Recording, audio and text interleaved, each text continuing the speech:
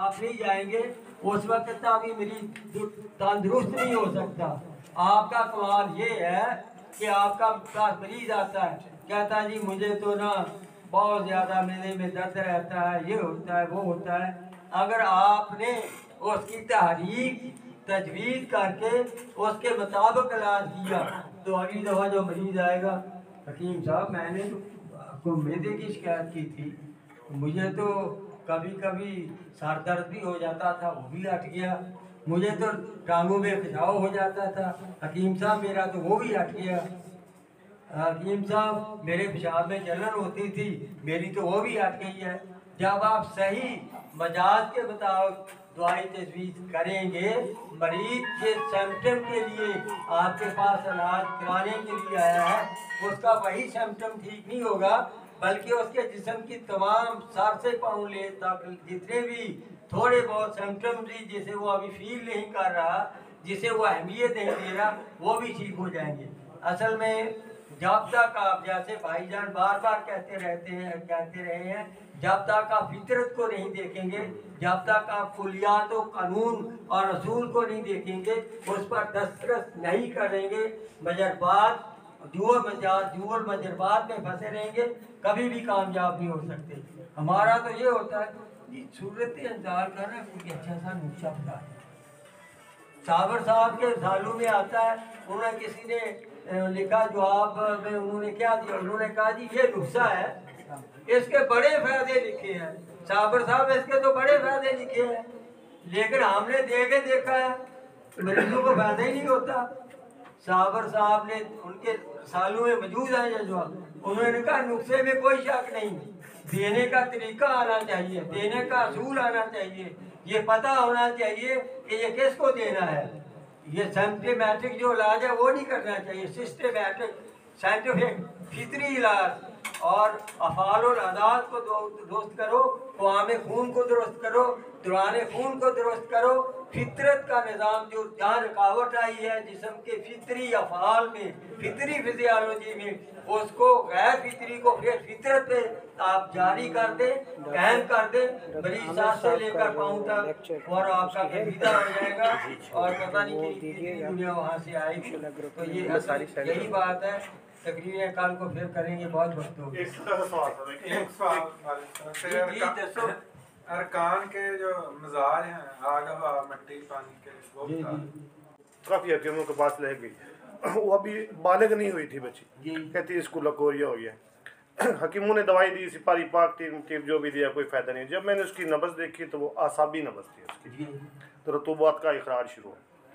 मैंने अपने दिमाग से मैंने कहा ये बलगम जो है ना वो खारिज हो रही है, ये बलगमी रतूबात, जो नज़ले का इलाज है, मैंने वो उस तरीके से इलाज किया तो वो ठीक होगी बच्ची। आपने सुनी इलाज कर दिया ना, ये भी एक नज़ला। साबर साहब ने नज़ले का पढ़े ना डिटेल से, उन्होंने आंखों से पानी आने को, नाक से पानी आने को, मुंह से पानी आने को, पेशाब की कसरत को, इन सब को उन्होंने नज़ले का नाम दिया है। आप तहकीक नज़ला जुकाम पढ़े ना, हाँ जी, उसमें उन्होंने ऐसी बड़ी डिटेल से लिखा है।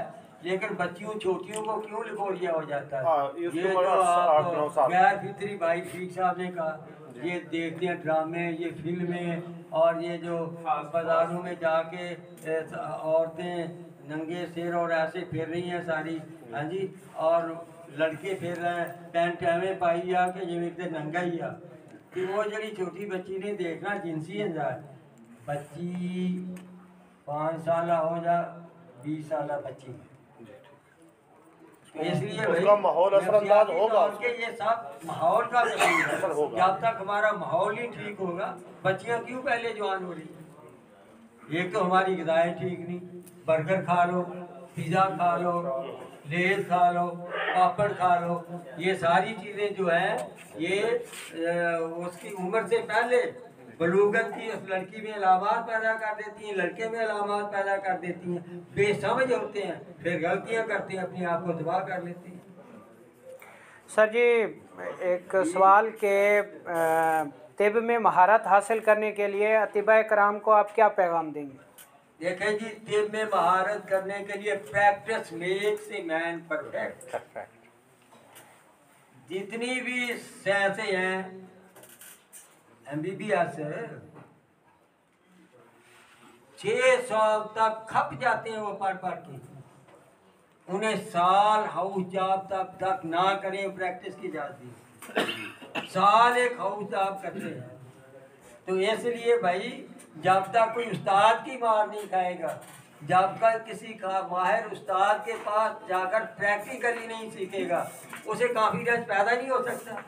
मेरे पास एक स्टूडेंट मसले कराची से आया हुआ मेरे पास, पहले भी 2 महीने रह के गया। आप फिर जब ये प्रैक्टिकली देखते हैं कि ऐसा मरीज आया, ऐसी नब्ज से ये दवाई दी, मरीज ठीक हो गया।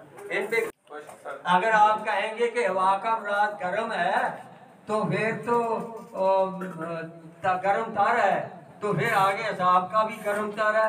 ये तो गर्म तार हो गया, क्या मिजाज बना? कोई मिजाज ही नहीं बनता।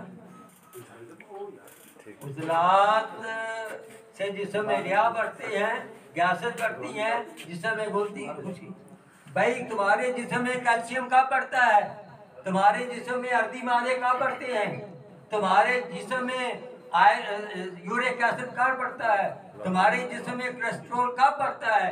जब उजलाती तहरीक होती है। तुम्हारे जिस्म में खून कब गाढ़ा होता है? जब उजलाती तहरीक होती है। ये रोज का देखा हुआ है। अगर आप इसे कहते रहें जो और कुछ कहते हैं, मैं कुछ कह नहीं सकता।